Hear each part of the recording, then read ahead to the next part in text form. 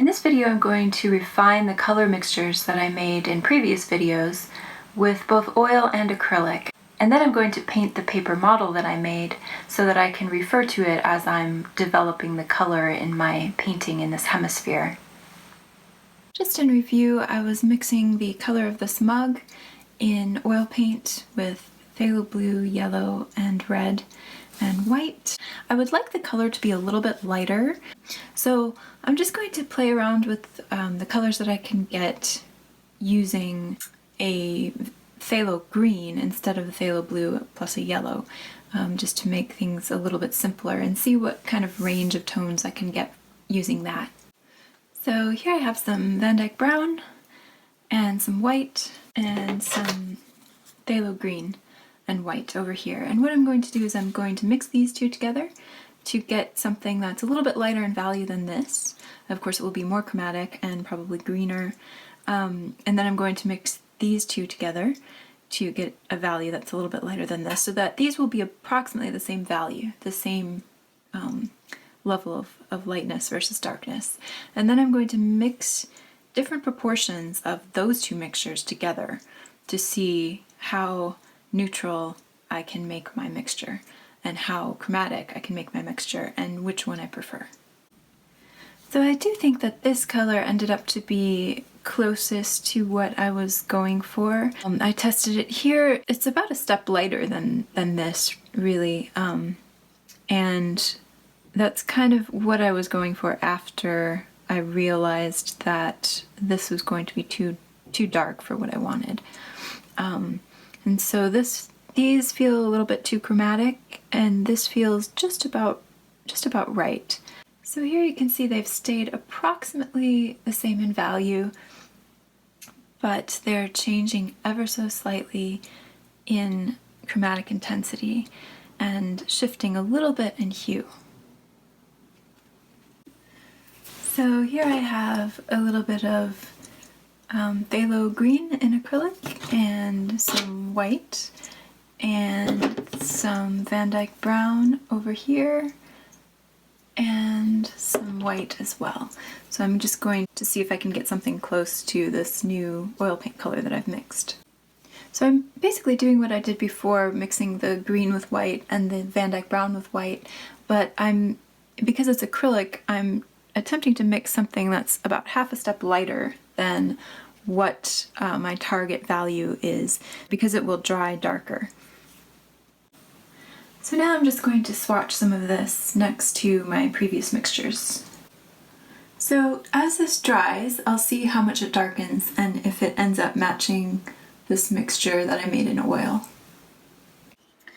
Now, I anticipated that this acrylic color would darken a bit more than it did as it dried, but as it didn't, I'm going to remix. Now, what if I had wanted to save these acrylic mixtures? Well, there's several ways to do it, and one is to use a Masterson Stay Wet palette. Now, I'm planning to use the Stay Wet palette mostly to hold the paint and the paint mixtures that I make, but not so much for mixing on. It can be used for that, but I'm going to mix on a sheet of gray palette paper.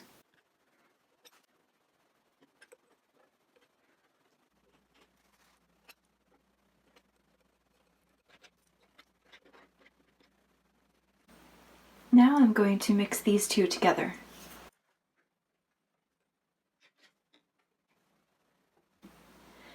Now I'm going to let these dry, these little test samples that I've swatched next to my previous samples. This was my oil painting range of mixtures that I made, and then these three underneath here are the acrylic. So this was the Van Dyke brown and white in oil paint. This was the Van Dyke brown and white in acrylic, and then the same for the phthalo green and white here, and then the mixture in between. So you can see that the mixture in between, it's a little bit more towards the yellow-green than the oil paint mixtures, and I think that's because there's a little bit more, this oil paint Van Dyke brown is more neutral, and this one in acrylic has a little bit more yellow in it, and it's a little bit more chromatic. effect. And this is still within the range of colors that I'm going for, so it's not necessarily a problem, but if I wanted to vary that color a little bit so that it wasn't as yellow of a green, I could, instead of mixing the phthalo green with the Van Dyke brown and white, I could go back to the phthalo blue and mix that with the Van Dyke brown, and then I could get a similar color, but it would be a little cooler.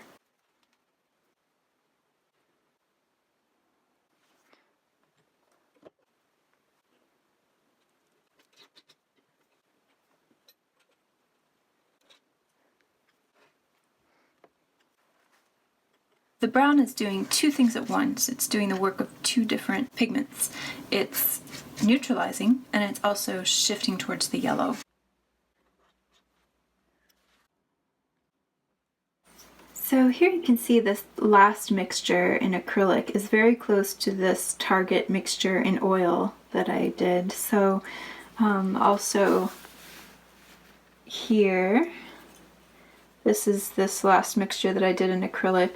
And then you can see that it matches very closely with this oil mixture that I had as my target.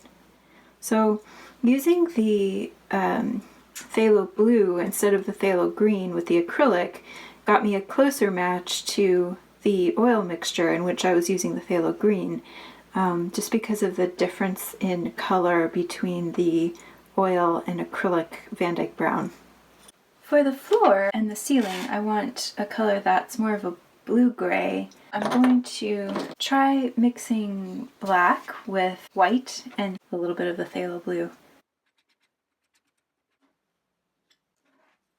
The color scheme of the floor is actually going to have sort of a creamy color here and then the blue-gray here.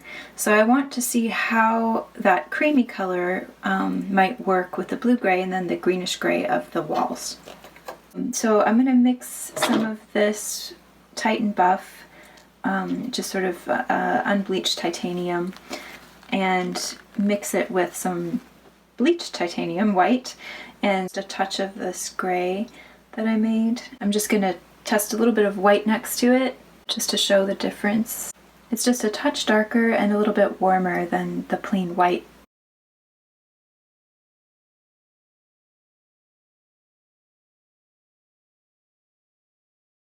I think what I'm going to do is use this dimensional fabric paint, which is a brighter white, and reinforce the plasterwork and the moldings. And then I'm going to remix this blue color to be a little bit grayer, a little bit more neutral, and repaint these blue areas on the floor, and also repaint the blue areas on the ceiling as well. I've decided to go ahead and inscribe the rest of the tile lines in this floor. So you can see my other model shows the demarcation of the different colors of tile, but then it also shows the separate tiles within each color. So I want to go ahead and make indentations in the paper so that it will show a little bit of separation between the tiles within each color. I'm still not sure about this color for the floor and for the ceiling. I think that for the floor, my choice to use a cool gray just is ending up to look too blue, even though I neutralized it again. And the ceiling, I think that's just going to be too dark. What I'm doing now, I would call a scumble or a dry brush, kind of a veil of the color. I have a very little paint on my brush, and then I'm just kind of scrubbing the paint on, just a very thin layer of it, and the layer is partly see-through, so you can still see a little bit of the blue, and it kind of optically mixes with the gray.